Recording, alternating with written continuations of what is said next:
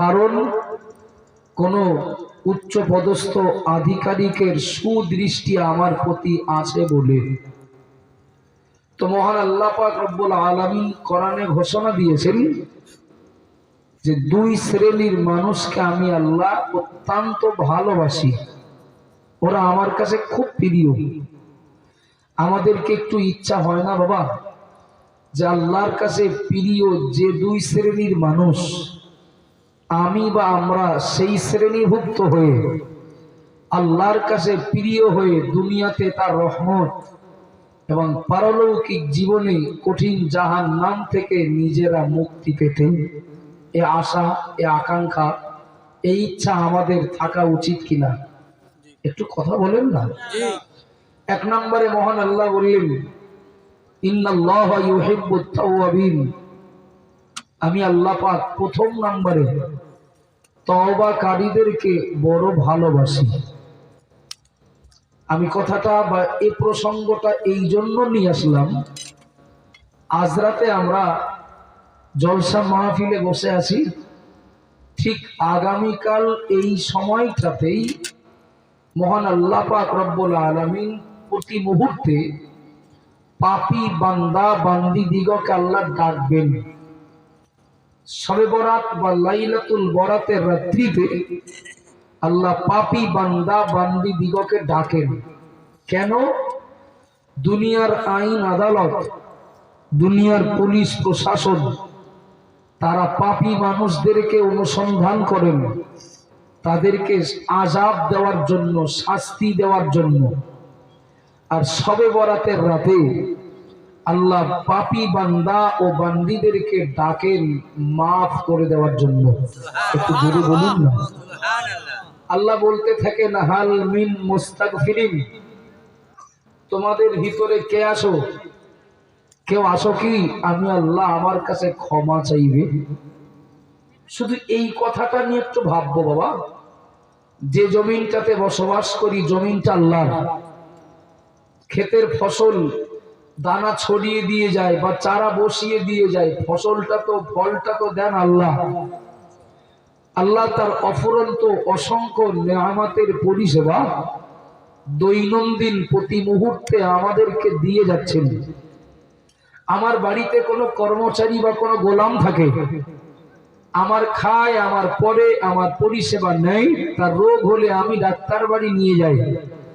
কিন্তু সেই কর্মচারী, সেই গোলাম যদি আমার কাজ না করে উল্টে আমার সাথে শত্রুতা করে, তাকে কিন্তু ঘাট ধরে বাড়ি থেকে বার করে দেব। দেব না? দেব না? আল্লাহর জমিনে বসবাস করি, আল্লাহর নেয়ামত খাই, আল্লাহর নেয়ামত ভোগ করি, অথচ ওই আল্লাহর দেওয়া কাজগুলো না করে উল্টে বেশিরভাগ বিরোধিতা করি, সেটা মৌখিকভাবে স্বীকার না করলেও কাজের মধ্য দিয়ে।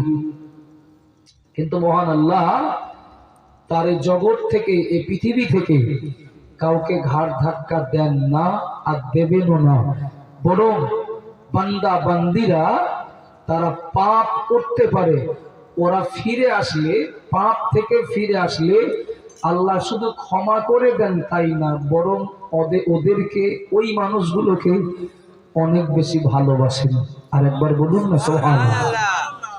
আব্বা জান, মায়েরা মনে কি দিন, মা বোনেরা মনে রাখুন, হাদিস শরীফের ভিতরে পাওয়া যায়, আল্লামা হুজুর তিনিও তার কিতাবের ভিতরে লিখেছেন, একজন গরিব অসহায় মানুষ ছিল, তার মাত্র একটাই উট। একজন গরিব মানুষ ছিল, তার মাত্র একটাই উট। ওই ছাড়া তার কোনো সম্পদ ছিল না, ওই ছাড়া তার আর কোনো বিষয় সম্পত্তি ছিল না বাবা। ওই গরিব মানুষটা তার উট নিয়ে একটা ময়দানে চড়াচ্ছিলেন, একটা মাঠে চড়িয়ে বেড়াচ্ছিলেন, ক্লান্ত দেহ গাছের গোড়ায় হেলান দিয়ে বসেছিলেন। হঠাৎ করে তার ঘুম এসে গেল, চোখটা বন্ধ করলেন। চোখটা যেই না বোঝালেন, কিছুক্ষণ ঘুমালেন, কিছুক্ষণ বাদে তার চোখটা মেলে দেখতে পেলেন তার সামনে আর উটটা নাই, তার উটটাকে আর খুঁজে পাওয়া যায় না। চতুর্দিকে অনেক খোঁজাখুঁজি করে হতাশ হয়ে নিরাশ হয়ে লোকটা মনে কষ্ট নিয়ে বাড়ি চলে গেলেন। ও বাবা জিনা মায়েরা মনে রাখুন, লোকটার মনে বিরাট কষ্ট, এই জন্য আমার সম্পদ বলতে মাত্র একটা উট, কিন্তু সেই উটটাও হারিয়ে গেল, উটটাকে খুঁজে পেলাম না। মনে কষ্ট নিয়ে লোকটা বাড়ি পৌঁছালেন। আর বাড়ি পৌঁছে যেতেই পিছন দিকে ফিরে দেখতে পান তার পিছন পিছন তার উটটাও একা একা বাড়ি গেছে। খুব ভালো লাগলো যে সুবহানাল্লাহ বলতে বলার আগেই আপনারা বললেন। এটা একটা উদাহরণ, কিন্তু এটা কিন্তু দৃষ্টান্ত। এই উটটা যখন ফিরে বাড়ি যাবে, হারিয়ে গিয়েছিল মালিক জানেন, কিন্তু পরে উটটা বাড়ি চলে গেছে। উটটাকে পেয়ে মালিক বিরাট খুশি হবেন না? আগেও ছিল, কিন্তু আগে কাছে থাকতে যা না খুশি ছিলেন, হারিয়ে যাওয়ার পরে পেয়েছেন, এখন আরো স্বাদটা বেশি লাগবে, মজাটা বেশি লাগবে। মোবাইল কাছে আসে কিন্তু হারিয়ে গেছে, হারিয়ে যাওয়ার পরে পেয়েছে, তখন কিন্তু ভালো লাগবে, আনন্দ হবে। আপনি অবাক হবেন। কেন বলছি কথা? টার্গেট আমার আগামীকালকে রাত্রে আল্লাহর ইবাদত এবং বান্দা বান্দীদের গোনা থেকে মাপ পাওয়ার প্রতি উদ্বুদ্ধ করা হয়। হারিয়ে যাওয়া উটটা তার মনিবের কাছে চলে গেলে মনিব উটটাকে পেয়ে যা না খুশি হন, আল্লাহ তার পাপী বান্দাদেরকে তার কাছে ফিরে আসলে, আল্লাহর পাপী বান্দারা তওবা করে আল্লাহর কাছে ফিরে আসলে, এই মানুষগুলো পেয়ে আল্লাহ তার থেকে অনেক বেশি খুশি হয়ে যায়। আর একটু জোরে বলুন না সুবহানাল্লাহ। আব্বাজান ভাইরা মনে কি দিন, মা বোনেরা মনে রাখুন, মহান আল্লাহ পাক রব্বুল আলামিন কোরআন শরীফের ভিতরে আল্লাহ স্পষ্ট ব্যক্ত করেছেন, আমার কোন বান্দা, আমার কোন বান্দি, তারা তাদের পাপটাকে বুঝতে পেরে, তারা তাদের অপরাধের প্রতি অনুতপ্ত হয়ে যদি ওরা জনমের মতো তওবা করে ফিরে আসে, আমি আল্লাহ বলছি ওদের গুনাহগুলো মাফ করে দেব। শুধু মাফ করব তাই না, ওরা যতটা গুনাহ নিয়ে তওবা করবে, ওই গুনাহগুলো সব সওয়াবে পরিণত হবে। একটু জোরে বলুন সুবহানাল্লাহ। ও বাবা জিরা মায়েরা মনে রাখুন, ও মা বোনেরা মনে গিয়ে পাপী বান্দা পাপী বান্দি তারা পাপ গুনাহ থেকে ক্ষমা চাইলে শুধু মাপ পায় তাই না, বরং তারা তাদের বিগত জীবনের গুনাহগুলো আল্লাহ দয়াময় দয়া করে পাপগুলো সব সওয়াব বানিয়ে দেন। কথাটা এই রকম, আল্লাহর কোন বান্দা বান্দি যদি 4 আনা পাপ নিয়ে তওবা করে, আল্লাহ 4 আনা পাপ মাফ করে দিয়ে আমলনামায় 4 আনা নেকি লিখে দেন। কেউ যদি 8 আনা পাপ করে তওবা করে, মহান আল্লাহ পাক 8 আনা পাপ মাফ করে দিয়ে আল্লাহ আমলনামায় 8 আনা সওয়াব লিখে দেন। সুবহানাল্লাহ। একটু মহব্বতে বলবেন না? লাইলাতুল বরাতে তথা শবে বরাতের রাত্রিতে আল্লাহ পাপী বান্দাগুলোকে ডাকেন, কে আছো? আমি আল্লাহ, আমার কাছে ক্ষমা চাইবে, এসো, চাইলে ক্ষমা করে দেব। কিন্তু বড় কথা হলো এটাই, আল্লাহ ডাকছেন পাপী বান্দাদেরকে, কিন্তু পাপী বান্দারা ডাকে সাড়া দেবেন, তারপরে তো ক্ষমাটা পাবেন। আপনাদের অসুবিধা হচ্ছে নাকি?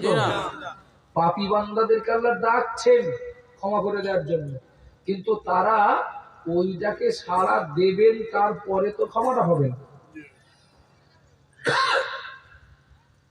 আব্বাজান ভাইরা মনে রাখুন, ও মা বোনেরা মনে কেদিন, একটু আগে চলুন, বুঝতে সুবিধা হবে। এই পৃথিবীর মাটিতে 2 শ্রেণীর মানুষ চিরকাল ছিলেন, আজও আছেন, আল্লাহ যতদিন রাখবেন ততদিন থাকবে। 2 শ্রেণীর মানুষ। এক শ্রেণীর মানুষ হলো যারা সামান্য একটা পাপ করে, সামান্য একটা অন্যায় করে তারা নিজেদেরকে বিরাট বড় আসামি মনে করেন, তারা এত পরিমাণে তওবা করেন, এত পরিমাণে তারা চোখের পানি ফেলেন, মনে হয় আল্লাহ লোকটাকে জাহান্নামী বলে ঘোষণা করেছেন। কিন্তু না না বাবা, মাত্র অপরাধ তার একটা, অপরাধ করেছেন একটা, কিন্তু লোকটা নিজেকে বড় পাপী মনে করেন, অনেক বড় আসামি মনে করেন। আবার এক শ্রেণীর মানুষকে পাওয়া যায় 30 বছর, 40 বছর, 50 বছর ধরে পাপ করেই যাচ্ছেন, এরপরেও মনে করেন আমি ঠিক আছি। কথা বলেন ঠিক না ভুল? এ ভাবি আমরা, এটা ভাবি না বা এ শ্রেণীর মানুষ আসে না? নেই, খুব আছে। পাপ একটা, কিন্তু অনেক বড় আসামি মনে করেছেন নিজেকে, অনেক পাপ, কিন্তু এরপরে বলে না মন ঠিক আছে, আমার মন ঠিক আছে।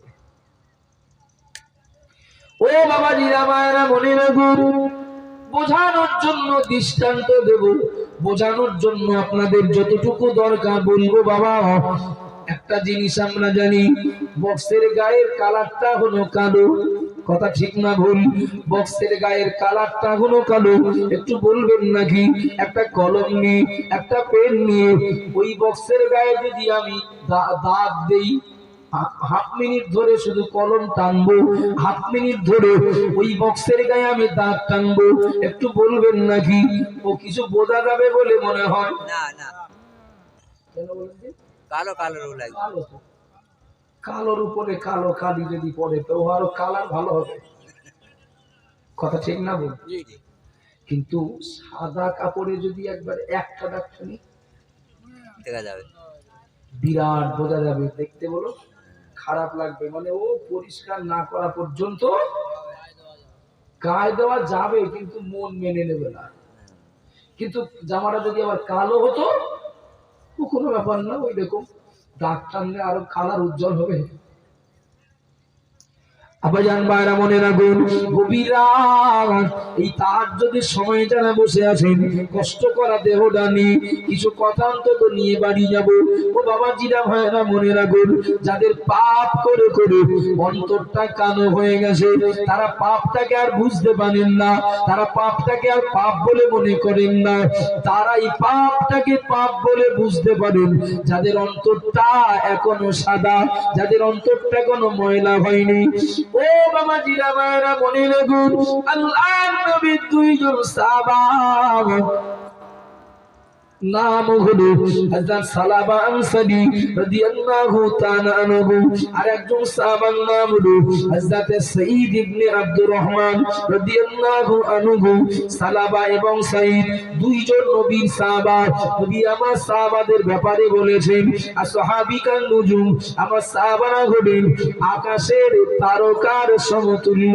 একটু জোরে বলেন না, আর একটু মহব্বতে বলুন সুবহানাল্লাহ। আল্লাহ নবী বললেন, আমার সাহাবায়ে কেরামেরা হলেন আকাশের তারকার সমতুল্য। বিআইহিম ইত্তেদাইতুম, যে মানুষটা যে সাহাবারই অনুসরণ করবে, ইত্তেদাইতুম, আল্লাহ নবী বলেছেন সে হেদায়েতের পথ পেয়ে যাবে। ও বাবা জিনা মায়েরা, ওই সাহাবায়ে কেরামদের ভিতরে আমি দুইজন সাহাবার নাম বলেছি, একটু যদি মনোযোগ দিয়ে শুনুন তাহলে নিজেদের অবস্থান কোন জায়গায়, আমাদের করণীয় কি, প্রত্যেকের বিবেক নিজেকে বলে দেবে। বাবা ইমাম সাহেবকে খোসামত করতে হবে না, মাওলানাকে খোসামত করতে হবে না, পীর সাহেবকে খোসামত করতে হবে না। আল্লাহর নবীর দুইজন সাহাবা হযরত সালাবা আনসারী এবং সাঈদ ইবনে আব্দুর রহমান রাদিয়াল্লাহু তাআলা আনহুমা, এই দুইজন সাহাবার ভিতরে একে অপরের ভিতরে বিরাট গভীর বন্ধুত্ব ছিল, গভীর সুসম্পর্ক ছিল। এই দুইজন সাহাবা এক জায়গায় কোন কাজে ছিলেন, হঠাৎ করে আল্লাহর নবী তিনি ডাক দিলেন সাহাবায়ে কেরাম দিগকে, ওগো সাহাবীরা, ওগো আমার সাহাবায়ে কেরামেরা, আমি মুহাম্মদুর রাসূলুল্লাহ বলছি। বাবা সাহাবা কে কোথায় আছো, তোমরা সময় গুছিয়ে নাও, যুদ্ধের ময়দানে যেতে হবে, তাবুকের যুদ্ধের ময়দানে যেতে হবে। সাহাবারা সবাই গুছিয়ে নাও, রেডি হয়ে নাও।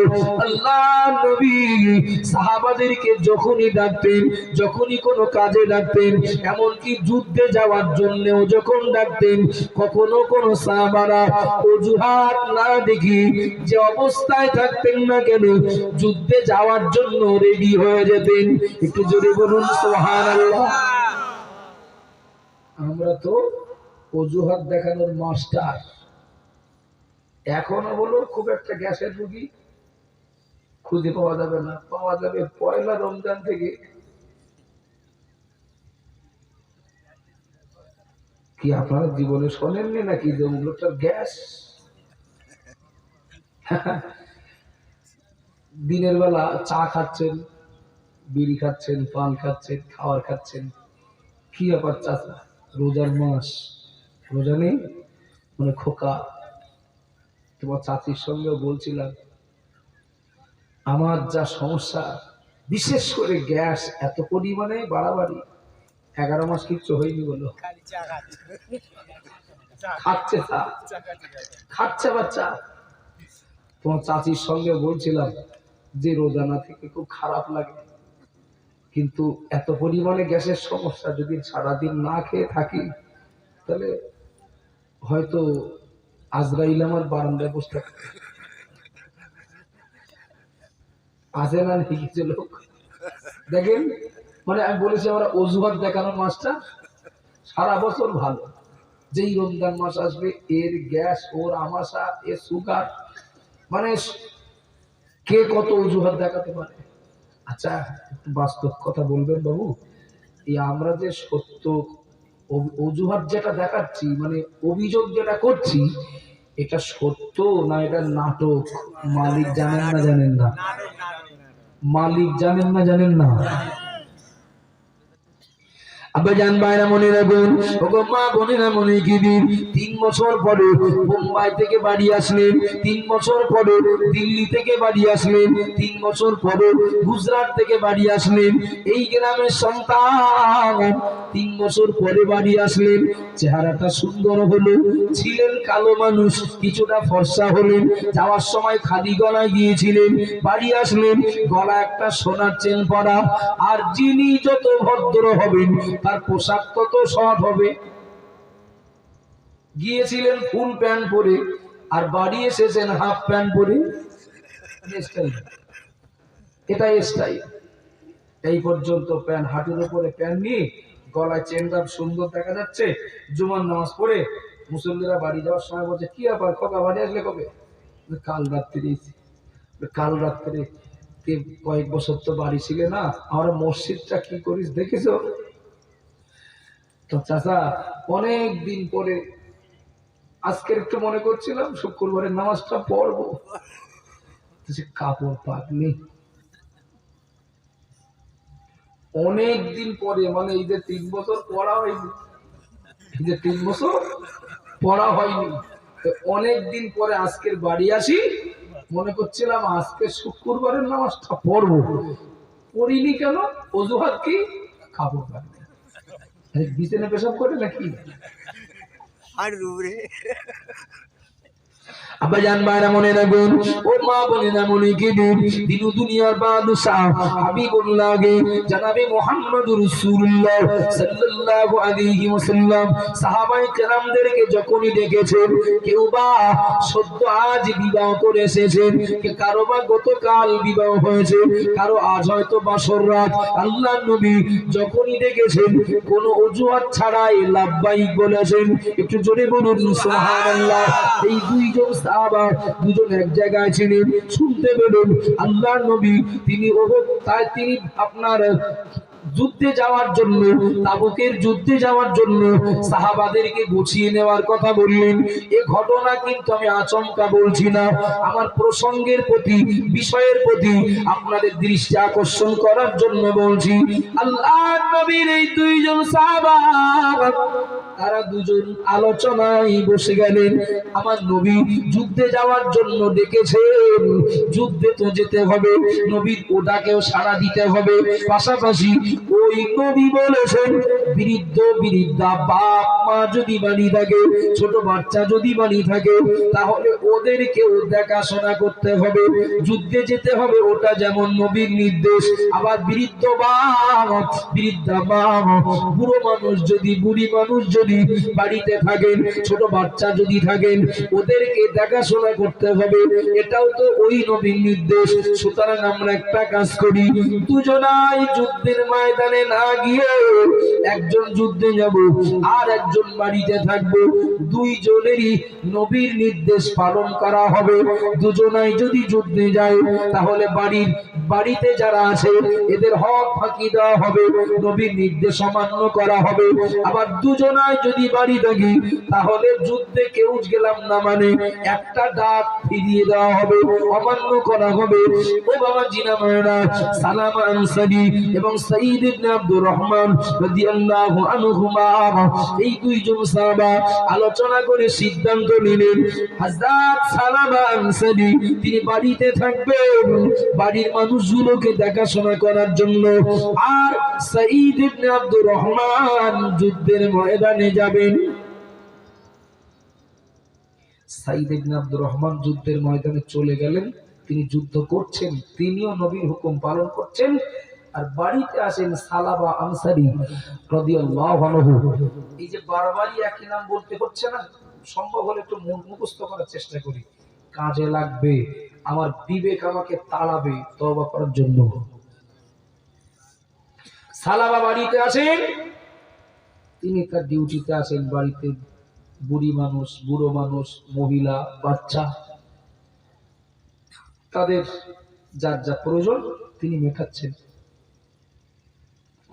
আবাজান মায়েরা মনে রাখুন, ও মা বোনেরা মনে রাখুন, আমরা যা পাপ করি, আমরা যা গুনাহ করি, আল্লাহর হুকুম অমান্য করি, আমাদের পিছনে থাকে তো ইবলিসই ধোঁকা।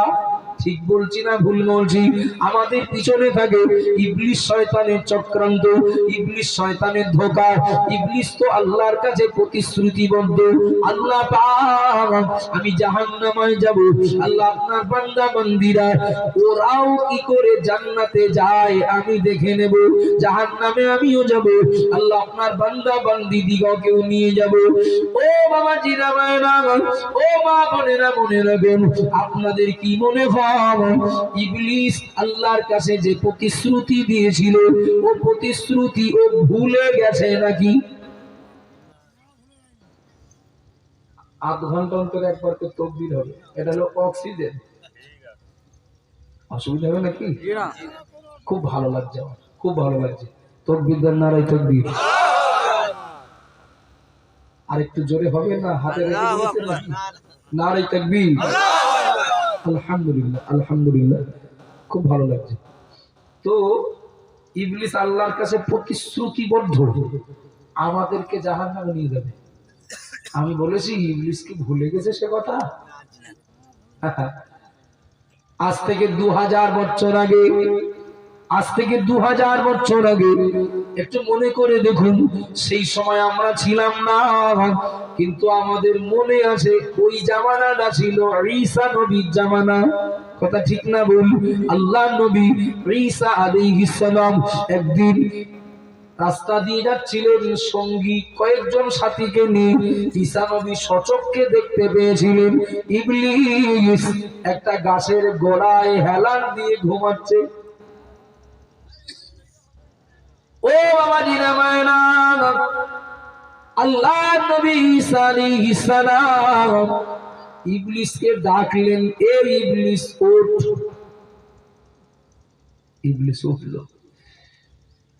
কি হয়েছে? তুই আল্লাহকে বলেছিস সব আদমের সন্তানদের সব ধোঁকা দিয়ে জাহান্নামে নিয়ে যাবি, তো তুই ঘুমাচ্ছিস, তা তোর কাজ করবে কে? তুই ঘুমাচ্ছিস, তা তোর কাজ ভুলে যাবেন না, মনে রাখবো। ইবলিস বলছে, ও নবী ঈসা, আমি ও চিন্তা করেই ঘুমাচ্ছি। তার মানে বলছে নবী ঈসা আমার দলে যে এত লোক বেড়েছে, আমার দলে যে এত লোক বেড়েছে, আমি আশা করিনি যে এত লোক আমি পাবো। আমার কাজ ওরাই করে দিচ্ছে, তাই আমি একটু জিরিয়ে নিচ্ছি। কত বছর আগের কথা? আচ্ছা, তারপরে বন্যা হয়েছে, 2000 সালে বন্যা হয়েছে, আয়লা হয়েছে, আমফান হয়েছে, সুনামি হয়েছে, অনেক কিছু হয়েছে না? এতে ইবলিস কিছু সঙ্গী সাথী মরিনি? 2000 বছর আগে ইবলিস বলছে যে আমার সাথী সঙ্গী এত বাড়া বেড়েছে, তাই আমি একটু জিরিয়ে নিচ্ছি, ওরা আমার কাজ করে দিচ্ছে। তাই মানে মানুষদেরকে পাপের দিকে ডাকতে আমার আর ফিল্ডে না নামলেও হবে, আমার লোকেরাই ও কাজ করে দিচ্ছে। কিছু মনে নেন না বাবা, মেলা হচ্ছে, মেলা মেলা কমিটির সেক্রেটারি মুসলমান, মেলা হচ্ছে, গান বাজনা হচ্ছে, কমিটির সভাপতি মুসলমান, নামের আগে মোহাম্মদ। লটারি বিক্রেতা 10 টাকায় 10 লাখ, 20 টাকায় 1 কোটি বিক্রি করছেন যিনি, দোকানদার মুসলমান। আপনাদের দিকে নেই, সমাজের ওই দিকে। আব্বাজান মায়েরা মনে রাখুন, আমি সালাবার কথা রেখে দিয়েছি কেন? সালাব ইবলিস ওই সালাবার পিছনে এবার লাগবে। ও বাবা জিরা মায়েরা মনে রাখুন, আল্লাহ নবীর জামানার আগে, ঈসা নবীর জামানায়, অর্থাৎ আজ থেকে 2000 বছর আগে ইবলিস ঈসা নবীকে বলেছিল, ও নবী ঈসা, আমার দলের লোক বেড়েছে, ওরাই আমার কাজ করে দিচ্ছে, তাই আমি একটু জিরিয়ে নিচ্ছি। সুতরাং এখন আমরা বিশ্বাস করি সেই জামানার তুলনায় এ জামানায় ইবলিসের দল ভারী আরো অনেক বেশি। ঠিক না ভুল বাবা? একটু কথা বলেন না। ও বাবা জিরা ভাইরা মনে রাখুন, কোনদিন হয়তো আপনারা শুনতেও পারেন, একদম একই প্রসঙ্গ বলে হয়তো 5 মিনিট লাগবে, একটু মনে করিয়ে দিচ্ছি। আমাদের নবীর জামানায় আমাদের নবী মুহাম্মদুর রাসূলুল্লাহ সাল্লাল্লাহু আলাইহি ওয়াসাল্লাম কয়েকজন সাহাবাকে নিয়ে জান্নাতুল বাকির পাশ দিয়ে যাচ্ছিলেন। জান্নাতুল বাকি মানে ওই জান্নাতুল বাকি, ওই কবরস্থানে 10,000 সাহাবার কবর। একটু জোরে বলবেন না? আরে জোরে বলুন সুবহানাল্লাহ। 10,000 জান্নাতি সাহাবার কবর, ওই কবরস্থানে ধাপ দিয়ে আল্লাহর নবী সাহাবাদেরকে নিয়ে হাঁটছিলেন, হেঁটে যাচ্ছিলেন। হঠাৎ করে সাহাবারা শুনতে পাচ্ছিলেন একটা বাজনার আওয়াজ, একটা বাজনার শব্দ শুনতে পাচ্ছিলেন। নবী সাহাবায়ে কেরামেরা নবীকে জিজ্ঞাসা করলেন, ইয়া রাসূলুল্লাহ, ইয়া হাবিবাল্লাহ, হুজুর এই বাজনাটা আসছে কোথা থেকে? নবী বললেন, ও সাহাবারা মনে রাখো, এই বাজনাটা দুনিয়ার কোন মানুষ বাজাচ্ছে না, এই বাজনাটা স্বয়ং ইবলিস নিজেই বাজাচ্ছে। ইবলিস নিজেই বাজাচ্ছে। সাহাবারা শুনে যেন অবাক হয়ে গেলেন, যদি ইবলিস নিজে বাজনা বাজাচ্ছে তো একদিন নিজেই বাজাচ্ছে কেন? ওর লোকগুলোকে ওর দিকে ডাকার জন্য। যেমন মসজিদে আজান হয় না, নামাজি মুসল্লিদেরকে আল্লাহর দিকে ডাকা হয়, তো ও যে বাজনাটা বাজাচ্ছে ওর লোকগুলোর ওর দিকে ডাকার জন্য, ওটা হলো ওর আজান। এখানে সভা হবে, 5 কিলোমিটার দূরে গান হবে, কোন দিকে লোক বেশি যাবে বলে মনে হচ্ছে? ওখানে যারা যাবে সব মুসলমান, বেশিরভাগ মুসলমান। আব্বাজান মায়েরা মনে রাখুন, সাহাবারা নবীকে বললেন, ইয়া রাসূলুল্লাহ, ইয়া হাবিবাল্লাহ, ও আল্লাহর নবী, যদি ইবলিস নিজে বাজনা বাজায় তাহলে মনে হচ্ছে ও নিকটবর্তী আছে, কাছাকাছি আছে। ও নবী, এই সুযোগে ওকে একটু দেখে নেওয়া যাবে নাকি? জিনিসটা কিরকম একটু দেখে রাখতাম, দেখা যাবে? নবী আবার বললেন, ও সাহাবারা মনে রাখো, আমি মুহাম্মদুর রাসূলুল্লাহ, আমি যদি ওকে ডাকি ও আসবে। সাহাবাদের আগ্রহ আরো বেড়ে গেল, ইয়া রাসূলুল্লাহ আপনি যদি ডাকলে আসে তাহলে একটু ডাকুন, ও আমাদের চরম শত্রু, ও আল্লাহর কাছে অঙ্গীকার করেছে আমাদের দ্বারা পাপের কাজ করি জাহান্নামী বানাবে। আল্লাহর নবী আপনি ডাকলে ইবলিস যদি আসে তাহলে একটু ডাকুন না, এক নজরে ওকে একটু দেখে রাখি। নবী আবার ডাকলেন, এ ইবলিস কোথায় আছিস? আমার সাহাবাদের সামনে আয়, আমার সামনে একটু আয়, আমার সাহাবারা তোকে একটু দেখবে, আমার সাহাবারা তোকে একটু দেখতে যাচ্ছে। আল্লাহর নবী বলাও শেষ আর ইবলিস নবীর সামনে এসে হাজির। সাহাবারা ইবলিসকে দেখে যেন বিশ্বাসই করতে পারছেন না যে এ আমাদের শত্রু। কিছু কিছু মানুষ দেখে বলে ধাঁধায় পড়ে যায় না, যায় না। এমন কিছু লোকের বিরুদ্ধে অভিযোগ আছে, জানেন আপনার বিরুদ্ধে অমুক লোকটাই বলেছে, যেন বিশ্বাসই হয় না। এইরকম একটা ভালো সম্পর্কের সঙ্গে ও আমার বিরুদ্ধে এরকম বলে, হ্যাঁ ওই তো নাটের গুরু। সাহাবারা মাথা থেকে পা এক নজরে দেখে অবাক হলেন। সব থেকে বেশি অবাক হলেন ইবলিসের মাথায় টুপি দেওয়া ছিল। আমার কথা শুনছেন? ইবলিসের মাথায় টুপি পরা ছিল, আর ইবলিসের হাতে একটা ঝমঝমি ছিল, ঝমঝমি যেটা বাজাচ্ছিল, আর ইবলিসের কোমরে একটা বেল্ট ছিল, বেল্ট। আমার অনেক ভাইরা শুটের উপরে যে বেল্ট পরে ওই বেল্ট, তবে ছিদ্র অনেকটা, যা থাকার কথা অনেক বেশি ছিদ্র। সাহাবারা একবার মাথা থেকে পা পর্যন্ত দেখেন, পা থেকে মাথা পর্যন্ত দেখেন, হুজুর ও নবী একটু দেখে তো আরো সমস্যায় পড়ে গেলাম, প্রশ্ন তো আরো অনেক বেড়ে গেল। তো মাথায় টুপি দিয়ে আসলে দেখছি, তো টুপি পরে কেউ সভা শুনতে যাবে, মসজিদে নামাজ পড়তে যাবে, ও তো আরো টুপি খুলে বাজারের দিকে পাঠায়। তুই ওখানে যাচ্ছিস কেন? বাজারে যা। আরো নিজে টুপি পরে আসলো। সমাজে কিছু মানুষ আছেন আজও যারা ভালো কাজ করলেও বিশ্বাস হয় না, মনে সন্দেহ আসে যে ও জীবনে ভালো কাজ করতে পারে নাই, করেছে মানে এর মাঝখানে কোনো কিন্তু আছে। কথা ঠিক না ভুল? টুপি দেখে সাহাবাদের সন্দেহ হলো, হুজুর ওর হাতে, ওর মাথায় টুপি, ওর হাতে ঝমঝমি, ওর কোমরের বেল্টের অনেকগুলো ছিদ্র, এর কারণগুলো কি কি যদি শুনে উদ্ধার করে দিতে পারেন তাহলে আমাদের আরেকটু সুবিধা হবে। নবী আমার জিজ্ঞাসা করবেন, নবী ইবলিসের কাছ থেকে কারণগুলো উদ্ঘাটন করবেন, তার আগে নবী